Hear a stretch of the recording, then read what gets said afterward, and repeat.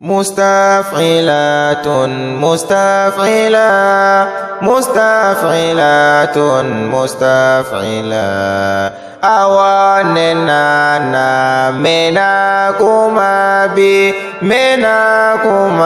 بي أنا جبالا Ceba mika farini jamatanye Ceba mika farini cebinaniye Oye jonde ye asimingoita asimingoita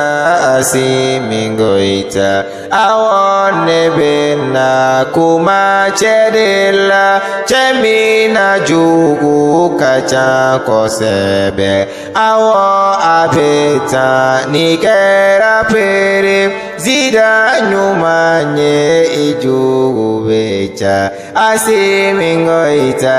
asimingoita asimingoita asimingoita Anga segin kofe kata kofela Depi ibisi fanga la domina Ede ya fanye kibena aunga Malila seki ayere duma Awo iyake ambedarola Asimingoita asimingoita Anga bamaliba akumbe joya Juru minela iye otike Perezida joli koni temela Anga malila ulumanike Awo asimi barika bila anga asimi Ngoningera dono konina Ngo adunkera seli badona Anga asimi kumbi misirila Seli kenela cedo denana Uye aciana kaga aunga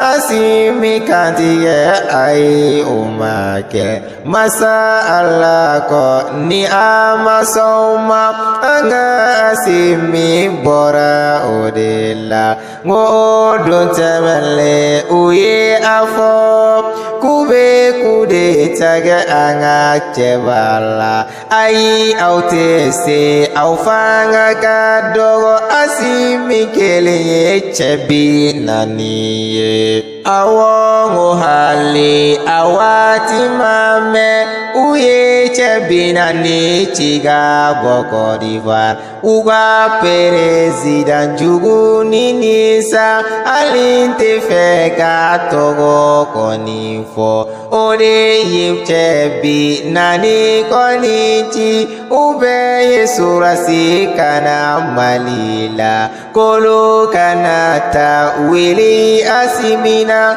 Ai umase ube minena Aya asimi ika farikui Asimi koso kuba dikera Asimi koso mali dikera Afiriki kapitali koninye Awo ambe kafo asimingoita Asimingoita asimingoita Ali ambe kafo asimingoita Asimingoita asimingoita Jama bejera kadua uke Dengele minye mogo kelenga Danga tesola Asimingoita asimingoita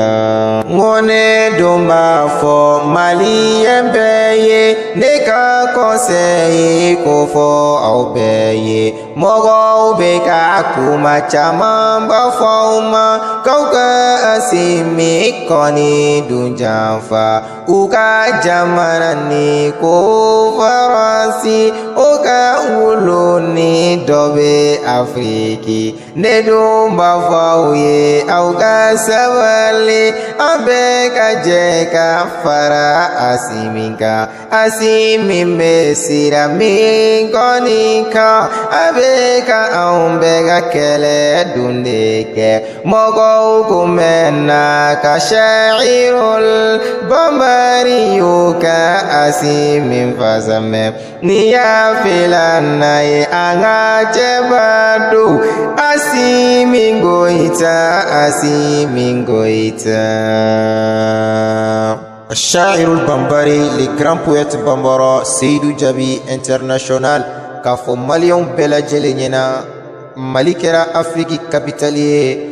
k'a sababu kɛ Assimi Goïta ye. An kana kɛ an yɛrɛ ma jugu ye, an bɛɛ lajɛlen ka fara Assimi Goïta kan. An ka jamana in an ka a dɛmɛ, ni an yɛrɛ ma dɛmɛ jamana in tɛ dɛmɛ dɛ. Ni sɛba n'a ma fɛn kɛ a denw kɔrɔ, i k'a dɔn k'a fɔ a denw tɛ fɛn sɔrɔ ka sɔrɔ u ma kɔrɔbaya dɛ. Assimi ye an ka maba ye.